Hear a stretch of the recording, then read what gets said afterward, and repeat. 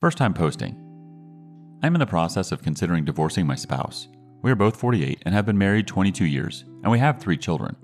I'm the only one in the home that makes money, as my spouse has been a stay-at-home mom for the last 2 years. 11 weeks ago, I discovered that over the last 2 years, she has had multiple emotional affairs with people who thought she was a 17-year-old girl. Our daughter initially discovered the affairs, and my wife made her keep it a secret for 6 months until she broke down and told the neighbors. I'm at a loss as to what to do. I have retained an attorney and started the paperwork, but my wife is distraught about it because of the kids, and she has nowhere to go. I basically have 2 paths to go down. I can reconcile with her, but given 6 affairs over 2 years, and she says she feels in love with 3 of them, who were 30 years younger than her, this is a very hard pill to swallow. My second option is divorce, which comes with a whole host of challenges. My wife has no job or income, and where we live, she is automatically barred from alimony because of the affairs. She has no education, she can't get a job to support herself. I hesitate to push for anything other than full custody of her children, given what she has done and the ages of these individuals. I don't think it would be helpful to allow the kids to stay with her.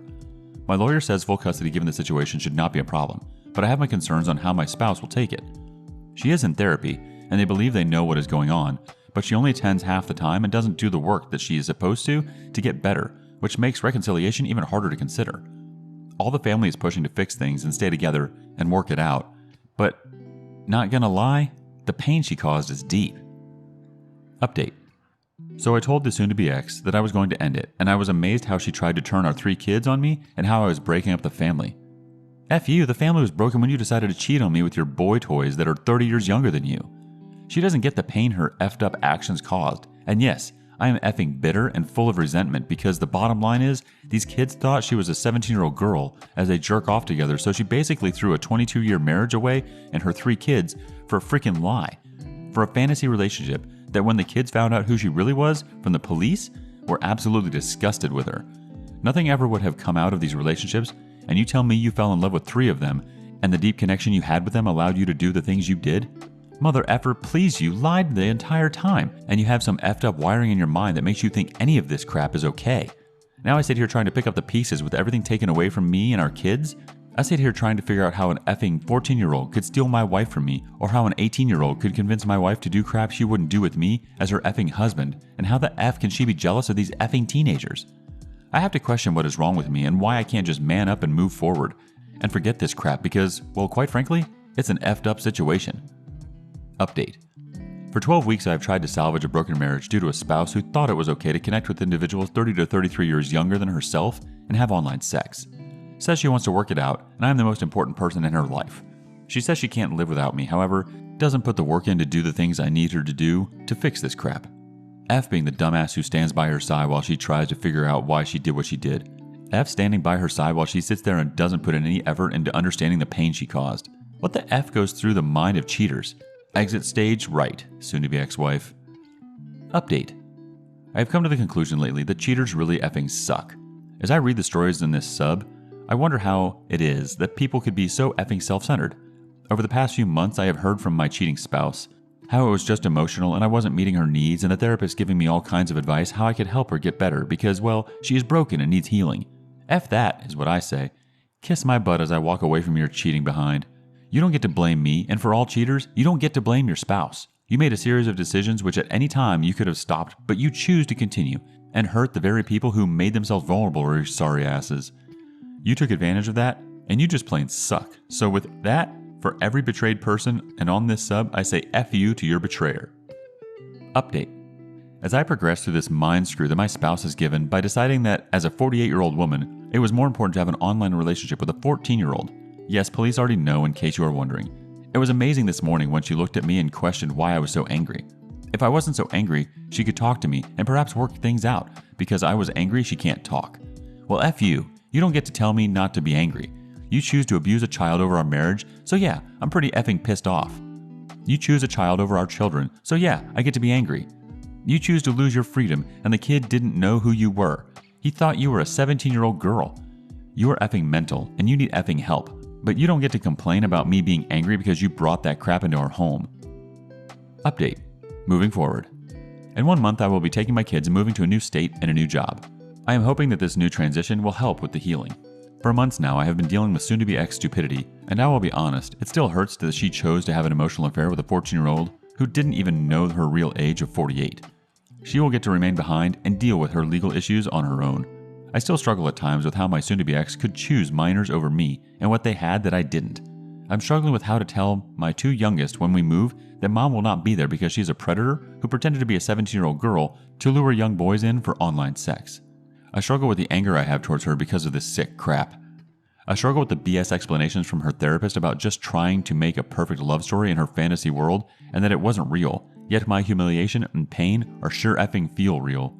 The loss of my manhood sure feels real when your 48-year-old wife chooses a 14-year-old over you every night. She has started to beg to fix crap because she knows that I haven't had enough of this BS and quite frankly, struggle with how I could remain with an abuser. Update. Soon to say goodbye.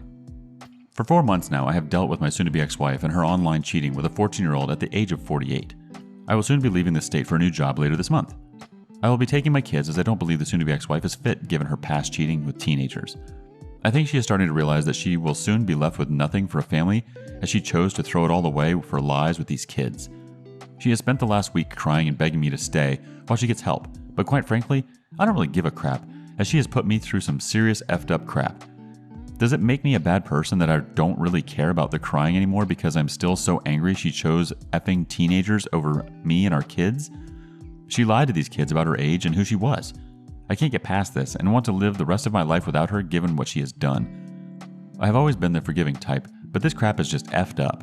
Therapy seems to be helping me, some, but still lots of sleepless nights and significant weight loss. I still wonder what these kids had over me and if I will ever get my manhood back. I still wonder how I will do as a single dad, raising multiple young kids. I still struggle with how she could throw away everything she has given for a stupid freaking lie, and not only me and our kids, but to those who she was abusing. Update. It has been 6 months since I found out my wife was having multiple online affairs with minors. In that time, I have taken our 3 kids and moved to a new state to start a new life and a job. Although I am in therapy, I struggle to understand any of it. I don't get how my wife of 22 years and the mother of our 3 children could find comfort in a 14-year-old. She threw away everything for the lies she told these kids. I am pissed off every day by the fact that when the police showed up, they did not directly take her to jail. Did I want her to go to jail? No, but there has to be consequences to the actions that people take. I struggle to wrap my head around how someone could get online and pretend to be someone else for 2 years while abusing these kids. I struggle with how I missed the signs of cheating. I struggle with my own anger towards her actions and how I could have married such a person. I have fallen into self-harm just to manage the internal conflict that I have and hope that my kids never see the scars I have put on my body. I wish that I could form such a hatred towards this woman because of what she did to me and my 3 kids, but no matter how hard I try, I just can't seem to do it. She once told me that it was just words and to her age was just a number and that she just got carried away, but I don't buy that line of BS. Those words effing hurt. Update. Healing. It has been almost 11 months since D-Day, and while it has been getting easier with life without her, I still have days of anger and depression. I feel sorry for her and I don't know why. I don't allow her to take up much space in my mind like I used to. My children are still trying to adapt with life without mom, and they are often confused with why she did what she did. I am often the bad guy because I will not allow them to have any contact with her, and my young boys don't understand why. I often just want to tell them because your mom wanted relationships with 14-year-olds versus your family. She wanted relationships with kids 30 years younger, but I can't ever seem to find myself able to tell them that. And so there are days when they are angry with me and it hurts. Even though she is gone and until my kids are 18 and make the decision to visit her, she will never be in their life. I'm trying to work towards forgiveness, but this is one of them items that is almost unforgivable. I can see a future with her in their lives while they are young and don't understand the gravity of the situation. I have learned the men and women are treated different when it comes to this, and that makes me angry as well. A man would have gotten years in prison. She got 5 years probation and gets to be on a registry the rest of her life, all for a pack of lies. For me, it wasn't so much the infidelity, but the ages of these kids and how she lied to them and pretended to be someone she wasn't. These poor kids will now be impacted for the rest of their lives. A family destroyed, kids hurt. How could someone be so cold-hearted? Our first reaction from Tough Love 2022. First off, congrats to almost reaching your D-Day anniversary. The days between thinking of her will quickly increase in number. As for your children, are you sending them for therapy? An experienced professional will help them tremendously. Good luck. The OP simply replies, yes, the kids are in therapy. Moving on. Cheating wife. I recently found passionate chat on my wife's phone with an unknown number. On confronting her about it, she apologized and said that he is a friend from college and she wasn't really serious with what she had written and it was just a momentary thing. She cried and apologized for her behavior and said she's ashamed of her behavior and assured it won't happen again. A week has passed and I find she is still keeping in touch with that number and has made calls and talked for several hours. I'm kind of devastated and I am trying to recover from this shock. I have his phone number, but I haven't really called and confronted the guy yet. I'm trying to get details through internet, but I can't find any. I don't know how to proceed further as I am totally devastated and I am scared of losing the people I love. I'm unable to think straight and hence I am seeking advice on how I should proceed further with this situation. Our first bit of advice comes from Logical Proposal 827. First things first. If you call the other man, you will look weak. Your wife is leading him on and she is betraying you. She has not only betrayed you, but has lied to you, repeatedly disrespecting you, and continues to disrespect you. You need to consult a lawyer to get your options. Just because you file doesn't mean you have to divorce. She needs a real slap in the face to shock her out of the affair fog. She is already cheating on you. An emotional affair is a betrayal, and it seems it won't be long before she tries to find an excuse for a girls' weekend, or the other old faithful, I have to go see my family. Cheaters aren't exactly rocket scientists, but she will try to sneak off to get some stray D. If you cry, try to convince her to stay, do the pick-me dance, whatever little respect she has for you will die. You should think hard about if you really want to stay in that. She really has shown you who she really is, and when someone does that, believe them. Next bit of advice from Specialist 2 138. Consulting a lawyer is not an option. I think, according to what he wrote here, he is considering ways to save the marriage. I wouldn't try. It's pointless to contact the affair partner after your wife asks for it. You can find someone else instead. Don't talk to your wife for a while. 180. Check your reactions, gather the evidence, and decide what to do. Next bit of advice from Chauces. You should start looking for a lawyer in order to stop losing things in your life. She is not your wife anymore, if she was yours once. Moving on to the next story. Boyfriend of 10 years cheated on me at Vegas. My boyfriend and I are both 25 and have been together since high school. We have ups and downs like every relationship, but we have always been each other's best friends. We started living together after college and it was great. A few months back, he went to Vegas for a weekend trip with his friends. I didn't think much of it at the time. Our relationship had been stable and I wasn't worried about cheating. The other day, I had a weak moment and went snooping on his phone. I found out he paid $3,000 to have sex with a stripper in Vegas. He even joked about how awesome it was over text with his friends. It was completely surreal for me to see. I never in a million years expected him to do something like this. I feel more blindsided and shocked than I can put into words. I haven't had the guts to confront him yet because I don't think I've even accepted it myself. We live together and he is away this weekend and has no idea I know. Needless to say, I'm incredibly heartbroken and confused. How on earth do I move forward? This caught me off guard. I don't even know how to begin to process it. I'm scared to talk to friends or anyone about it because saying it out loud makes it real. I want to crawl in a hole and pretend I never saw it because I know acknowledging this means we're over. Could really use some support and encouragement on how to come to terms with this and move forward. First bit of advice from You Ever Think Why? Say it out loud, tell a friend. It's real even if you don't want to admit it. It's real he chose to cheat on you. It's real he put your health at risk. Get yourself STI, STD tested. It's real. He thinks so little of you and your relationship he chose to cheat on you. It's real you are involved with someone who cares so little of you he put your health at risk. It's real he will continue to cheat on you, what he actually is doing this weekend and with who. It's real he bragged to his friends and not told you the truth. You deserve better than what he has to offer you. A life with someone who cheats, puts your health at risk, and doesn't love you. He isn't worthy of your love. Go find someone who is. Take this time while he is away if you can afford the place yourself, pack up his crap for him when he walks in the door, or bring it to his parents' house. Don't stay with someone who will just continue to cause you pain. He will cheat again. He can't be trusted. Run and don't look back. Block him everywhere. You deserve better than him. Don't stay with someone who went out of his way, paid someone $3,000 to screw him. He has shown you he has no respect or love for you. Believe him. Believe what he has shown you, not his empty words. Next chime in from I'm Wasting Time. Get your exit plan in place. Find a place to live. Get everything in order, and it's time to break up. Sorry. DOP replies, I know you are right. Unfortunately, it's a logistical nightmare. We have 7 months left in our lease. We live in New York City, but my family and his family live pretty far, so we can't really move home. Our next thought comes from Mike 00504.